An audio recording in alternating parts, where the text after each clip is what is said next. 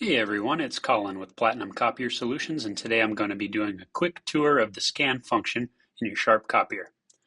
To get started, tap the scan button on your home screen.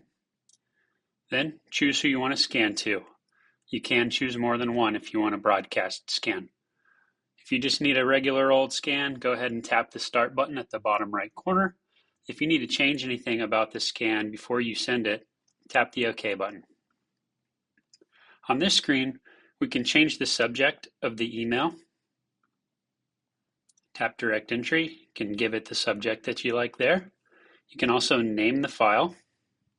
Tap Direct Entry here. On advanced models, you have a slide out keyboard that you can use for that, or you can use the on-screen keyboard. If your original is two-sided, that will be here under the original feature on the left, and then choose two-sided booklet and click OK. For exposure, tap the exposure button. You can choose photo, text photo, map, whatever you're scanning, darken to the right or lighten to the left. For file format, tap the file format button. By default, this will be a PDF.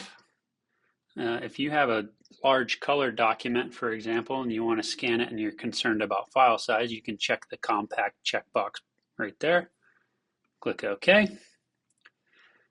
Under others, there's a ton of stuff here. I don't typically go over all of this, but if you have any questions about what to use, leave a question in the comment. But one thing that people will use a lot when they scan two-sided documents is this blank page skip feature here. So all you need to do is activate that. And if you scan some pages that are two-sided and some of them have print on one side and some of them don't, that'll remove the blank pages from your scanned PDF. Just click OK to activate that. Tap OK and touch Start. And your scan goes to your email or to your folder, whatever you've chosen.